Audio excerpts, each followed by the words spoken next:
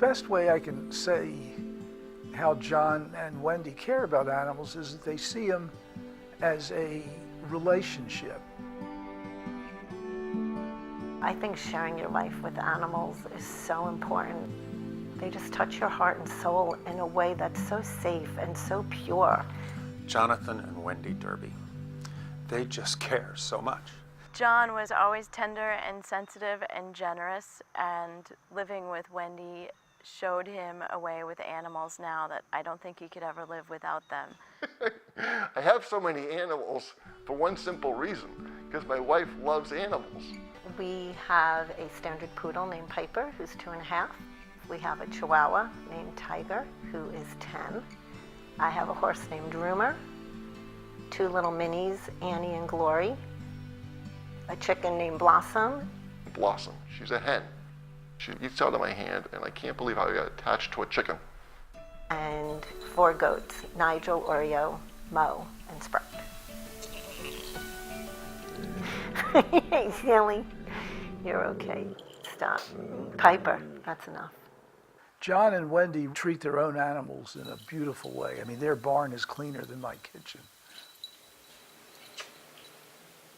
And they've expanded from not just dogs and horses, but to sheep and goats and cats. Anything you can think of that they could keep under their roof and still keep the town of Sherborne off their back. The quintessential Jonathan moment is him kind of being somewhere, like say at the Nevins farm, and picking up the phone and calling Wendy and saying something like, Wendy, there's this really cute pig here, or there's a goat at the Nevins farm. I really think we need another goat. One time they adopted a rooster that ended up being injured by some animals in their backyard. He was paralyzed, and Wendy and John brought the rooster to rehab, and he was working out on a treadmill regularly.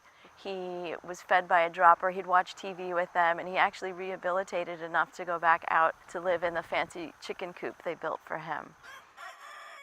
For John and Wendy, it made them very cognizant of quality care being so important to keeping their pets healthy, taking care of them, and then guiding them through, unfortunately, when they would become ill. And that's what really led them to MSPCA Angel. If you love animals and you want to know that people are going to do right by them, then the MSPCA Angel would be someplace you'd want to take them. I've known John and Wendy for maybe 10 years, and the words that come to my mind are compassionate, passionate people. You know, in preparation for tonight, I wanted to know, so where have Wendy and Jonathan pointed their donations? So I got the list. It's like soup to nuts of everything that we do at the MSPCA Angel. It's walks for the animals, it's special events, it's golf tournaments, it's campaigns, it's helping adoptable animals, it's helping law enforcement and abused animals. It's everything we do, these people have been a part of. The more you learn about all the great stuff the MSPCA does, the more you want to get involved, the more you want to help them help all the other animals out there.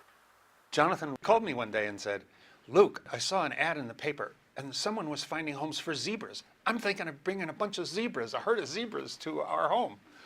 And it was like, Jonathan, you care so much, and you and Wendy are so animal-oriented. Zebras are probably something you should leave to specialists in wildlife. But at any rate, they're just 2 people who they're just part of our family. They just show so much caring and giving. They deserve this award so much. And they've always put their support in the directions of their heart. And I consider them both really dear, dear friends.